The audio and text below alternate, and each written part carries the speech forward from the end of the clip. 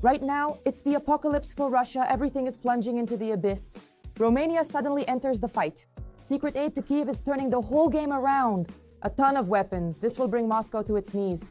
The Kremlin erupted in shouting when they heard about this. Death to Russia. Ukraine has launched mass production of deadly missiles. There will be 4 times as many of them.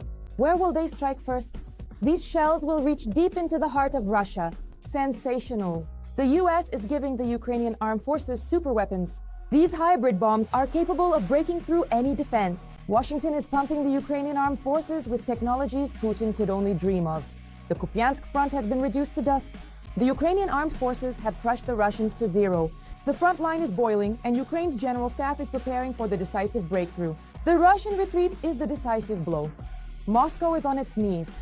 Thousands of drones and missiles are flying toward the Russian capital. The air defense is bursting at the seams. Putin is terrified. This is the beginning of the end. Europe is on the brink. Poland is scrambling its air force. NATO is ready to deliver a crushing blow to Moscow. All this and more in our program, Hotspot. Sensational news. Romania enters the game. Secret military aid to Kyiv is turning the tide of the war. An unexpected ally. Ukraine is receiving support that could be deadly for Moscow.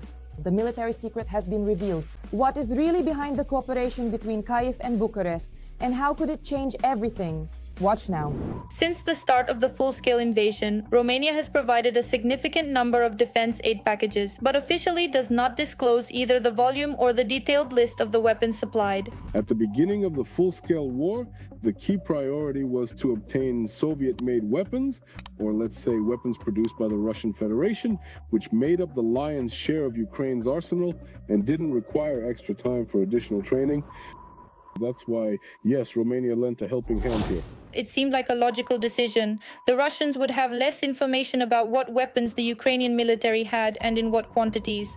But now Romania's position has started to change, and soon all this information might be made public. Since the beginning of the war, Romania has been regularly and consistently helping Ukraine with both equipment and ammunition. Until now, the decision was made not to disclose this. This is a discussion that we will have between the government and the president to determine how we will act in the future. But I think such things need to be made public. Pro-Russian forces in Romania are still strong, and they will use, twist, and manipulate any information related to the Russian-Ukrainian war, supporting, let's say, right-wing, ultra-right forces, as well as revanchists who want to restore relations with the Russian Federation. Romania has likely supplied small arms and ammunition, artillery and armored personnel carriers. There have also been reports in the media about the supply of MiG-29 aircraft and T-72 tanks. We are helping with Soviet weapons and ammunition from our stockpiles. We provided the Patriot system. We are providing significant economic and humanitarian assistance. We are training FA-16 pilots. Officers of the Romanian army are training Ukrainian soldiers. We help Ukraine every day. Romania, if you remember, agreed to give us one Patriot system. That is also significant because look, how many European countries have given us their Patriot systems? Very few, but Romania agreed to do it. Romania also reportedly received a proposal from Ukraine to establish joint production of Neptune missiles, but declined. At the same time, according to the Romanian side, they have agreed with Ukraine on the joint construction of a drone manufacturing plant. The experience of the Ukrainian front has shown that drones play a fantastic role in the defense industry. A downed helicopter causes much more damage than a downed drone. The idea of a partnership with Ukraine for the production of these drones in Romania has emerged. But until the commercial and legal terms are established, I can't tell you anything. The Neptune project is currently on hold, and as for the drones, it has been postponed until 2026 in order to accumulate, let's say, quite a large investment sum. Romanian President Dan previously stated that the country is not ready to send peacekeepers to Ukraine, but is ready to help in every other way it can. We, like some other countries, will not send a contingent to Ukraine after a possible peace or ceasefire. But we will support the logistics and supply of peacekeeping operations at our bases. When essentially our maritime area was completely closed off and inaccessible, Romania generously gave significant and unwavering support to Ukraine, and through its vital ports, Constanța, for example, which is a crucial hub, a very large amount of essential Ukrainian exports successfully passed under the protective NATO umbrella ensuring their safe passage. Romania has consistently proven itself to be a truly reliable and steadfast ally, one that perhaps doesn't always talk as much as some others, but consistently gets important things done effectively.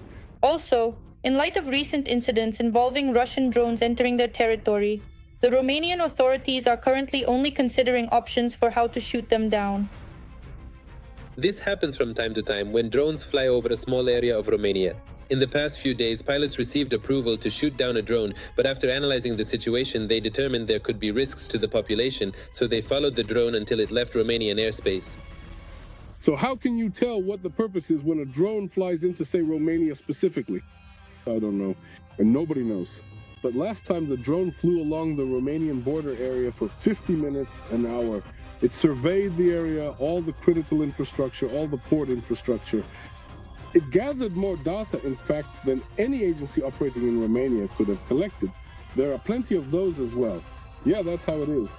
And that's it, yes. And they let it go, and the drone peacefully flew off from Romanian territory, having gathered all the intelligence data. In the end, in Romania, they believed that if Ukrainians saw how much weaponry and aid they had actually provided to Ukraine, the percentage of Ukrainians with a positive attitude toward their country might increase. An apocalypse for Russia. Ukraine is launching mass production of deadly missiles. An unprecedented breakthrough that turns the Russian army into a target. And this is just the beginning. Very soon, production will increase fourfold. Dozens of missiles are already ready to tear the enemy to pieces. Where will they strike first? The Kremlin is in a panic because the new Ukrainian development can reach deep into Russia. Details coming up right now. A new level and scale. Ukraine is significantly ramping up its production of new cruise missiles. The developers of the Ukrainian Flamingo missile have stated that the company is producing 50 missiles per month and plans to reach a daily output of 7 missiles by the end of the year. The company claims that scaling up is made possible by its proprietary wing manufacturing technology, which shortens the production cycle. Let us recall that the Ukrainian missile can fly 3,000 kilometers and carry a ton of explosives.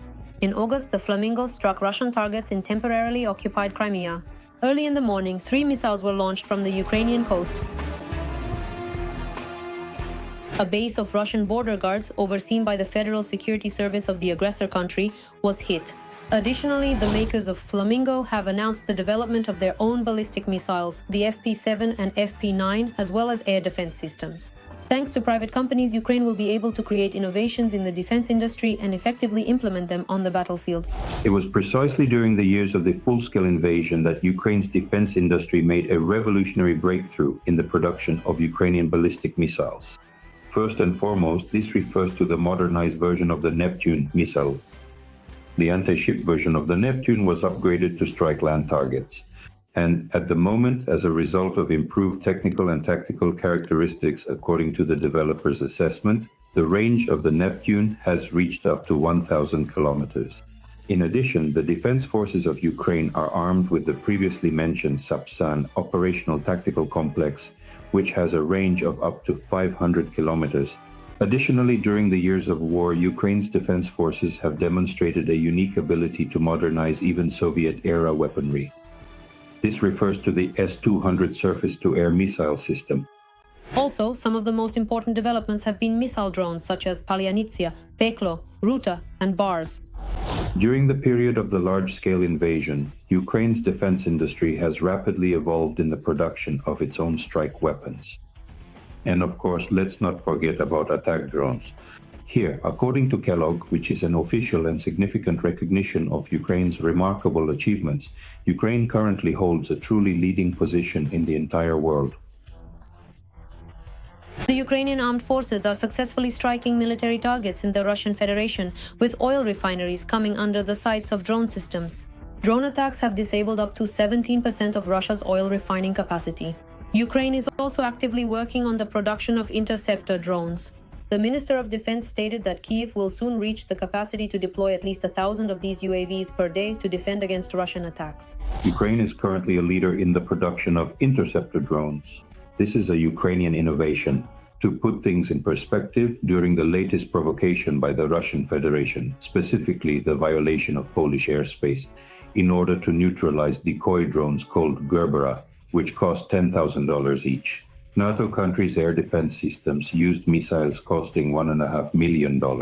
Meanwhile, the Ukrainian side is currently significantly scaling up the so-called drone wall tactic, specifically the extensive use of interceptor drones, which are designed to detect and neutralize incoming aerial threats.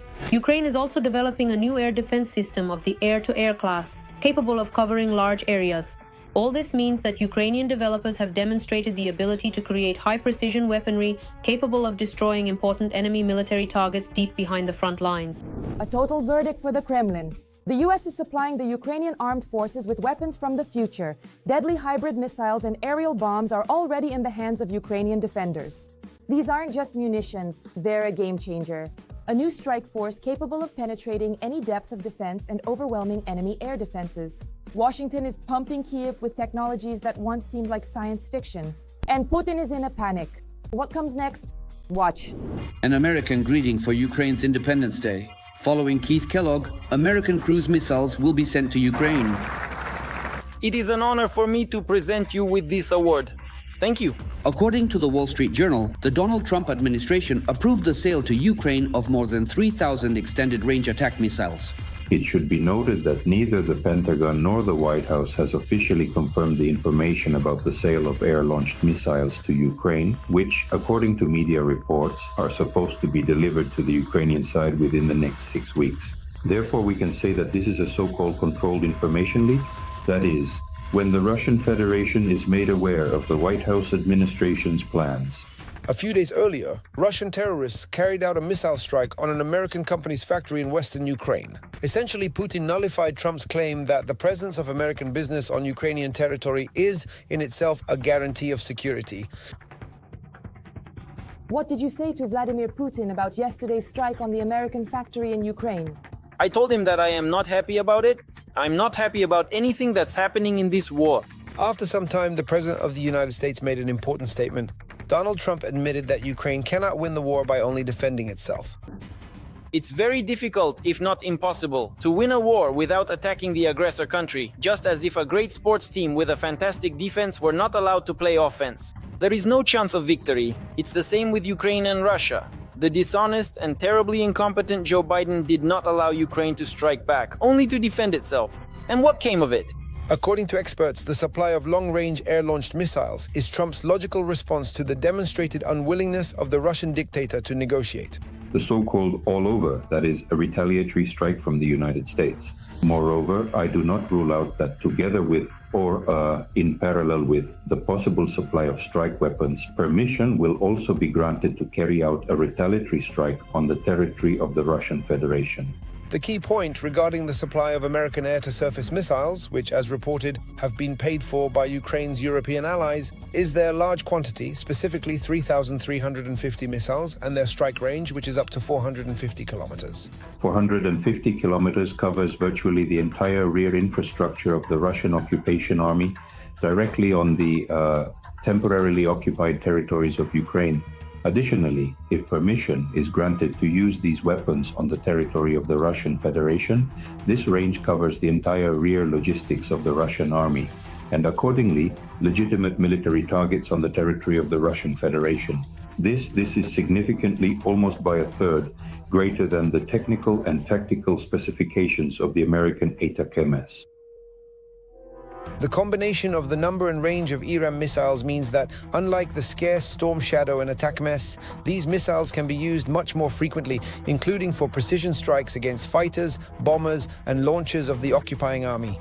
First and foremost, it appears that air bases will be the main focus of increased attention from the Ukrainian Defense Forces, plus accordingly the launch sites as well. These are respectively the locations from which UAVs and accordingly cruise and ballistic missiles are launched on the territory of the Russian Federation. Live on air. The Ukrainian armed forces wiped out the occupiers completely. A lightning strike turned the enemies into a heap of metal and ashes. The Kupiansk front is bursting at the seams. The Kremlin is in a panic. Their offensive has collapsed. Panic is spreading among the troops. The General Staff's secret move. Why did the Ukrainian armed forces enter the decisive phase right now? How did the enemy end up at a dead end? And what are our forces preparing for the final turning point in the war? All the details coming up. 2 fighters from the Skala regiment catch 8 occupiers by surprise as they enter the village of Novotroitsky in the Pokrovsk district of Donetsk region. The Ukrainian fighters eliminated the first 3 immediately as soon as the Russian soldiers approached the ambush and destroyed the rest using a grenade launcher and drones. The Pokrovsk direction remains the hottest spot on the front line. A third of all clashes and assaults on the front line occur precisely in the Pokrovsk direction. Despite such intensity, all attacks have been unsuccessful. The occupiers are willing to do anything to achieve their goal. In the Pokrovsk direction, a drone recorded Russian soldiers shooting a family of civilians and taking a young girl hostage. The child was used as a human shield to cover assault groups. Russian public channels acknowledge that the Ukrainian armed forces are repelling all attacks by the Russian army and are successfully conducting counter-offensive actions to push the occupiers away from Pokrovsk. In the Pokrovsk direction, the enemy has concentrated its efforts on breaking through to Novotroitske. Footage has surfaced showing a firefight between the enemy and our forces in the village. The enemy is trying to cut off our salient.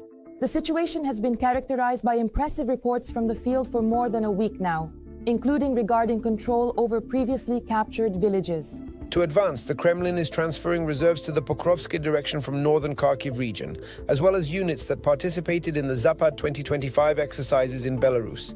The enemy is trying to use its numerical and logistical superiority to achieve a number of its ambitions. These ambitions are quite serious. The enemy is literally dreaming of taking full control of both Mirnohrad and Pokrovsk and advancing through parts of Dnipropetrovsk and Zaporizhia regions toward Huliaipol.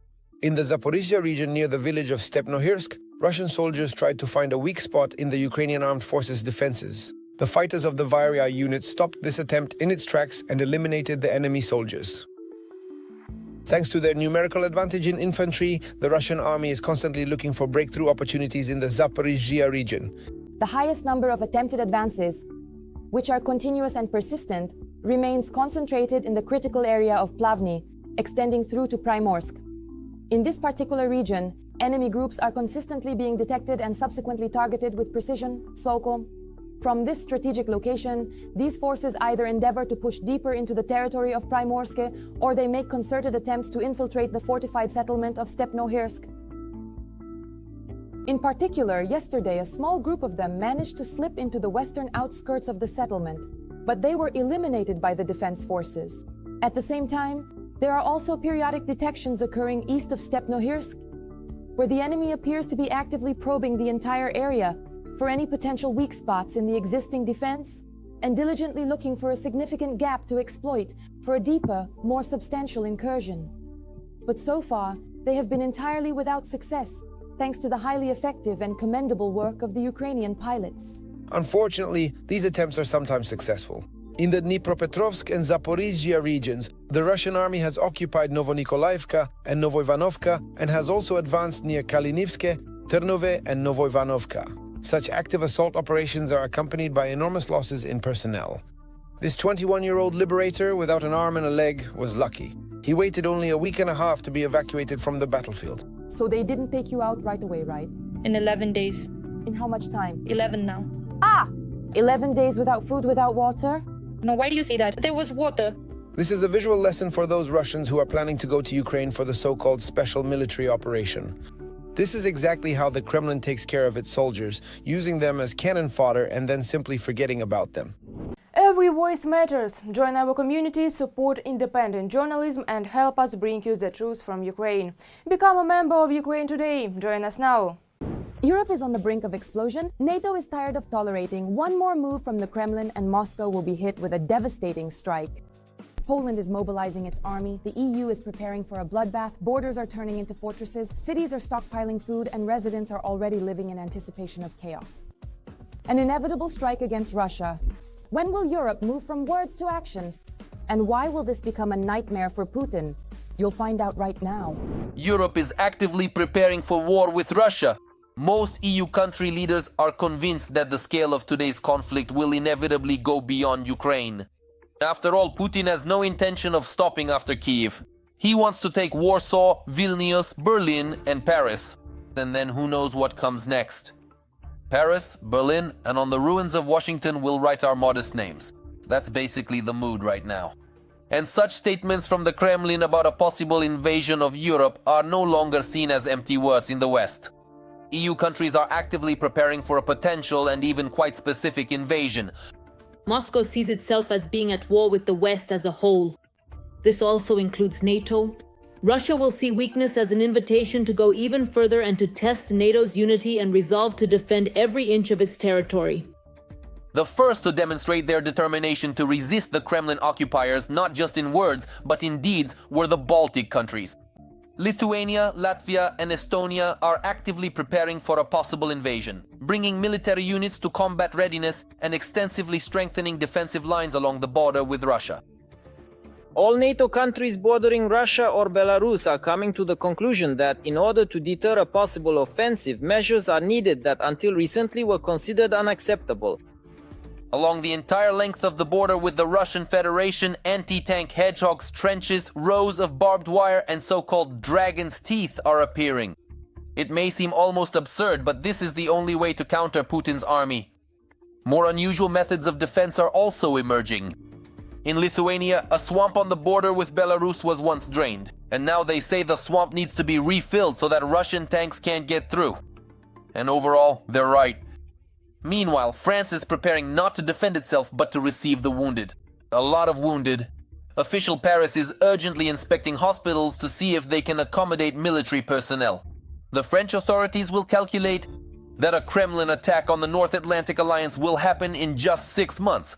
The French authorities have instructed medical institutions across the country to be ready for large-scale military action in March 2026. This, and with such precision, is reported by the French newspaper Le Figaro. According to journalists, Paris is forecasting a scenario in which the country must become a rear base capable of receiving a large number of wounded soldiers from France and even other European countries. Preparations are underway to potentially receive up to 50,000 military personnel alone over the course of 6 months. That is from 100 to 250 people per day. At the same time, the French authorities are actively preparing their air force for a possible invasion. Like most European countries, they are recruiting and urgently training more and more new volunteers. French society takes threats to the future very seriously and, so to speak, responsibly.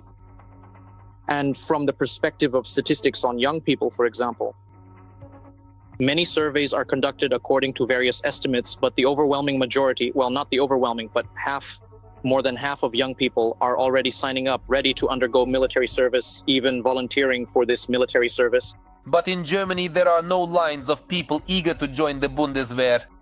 Local authorities admit that they are already experiencing a shortage of personnel.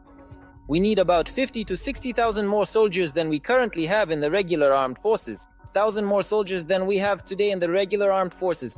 Naturally, the question arises, will that be enough? I can only repeat, a mandatory draft into the army is not necessary for us right now, as long as we don't have the capacity. We're talking about barracks and training soldiers. Against this backdrop, anxiety is growing among the population in Europe. While Estonians anxiously await new provocations in the air from Russian MiGs, Poles, whose country has already been repeatedly entered by Putin's drones and Shaheds, are hastily fleeing the country. More and more of them are looking for housing abroad. If Western agencies are to be believed, residents of Gdansk, Warsaw, and Krakow are actively moving their real estate to Crimea, specifically to Portugal and Spain. In the past month alone, the number of housing applications from Poles has at least tripled. Only 30% of those surveyed said they would like to leave Poland in the event of an attack. 70% are ready to stay. But what the real number will be, of course, we will only see if such an invasion or shelling actually begins. The fact that Poles have long been buying apartments in Spain, farther away from a possible attack on their country, is already a well-known fact. Meanwhile, the Polish authorities are actively investing money in their own bomb shelters. For many Polish cities, modernizing and equipping these shelters is almost a top priority. The country's security agencies have ordered nearly 4,000 buildings to be inspected for suitability as shelters. The Republic's government has allocated 5 billion zlotys. But as for the Germans, in the event of an attack from Russia, not only are they not planning to flee anywhere, they aren't even in a hurry to go to municipal bomb shelters. In Germany, demand for the construction of private bunkers has surged. And all of this is due to the same fear of a Russian attack on NATO countries. For example, in January 2025, the number of requests for designing and building bunkers in Germany increased by half. According to the publication Bild, there was a particularly large number of applications for personal bunkers from Germans after the latest provocations by Putin.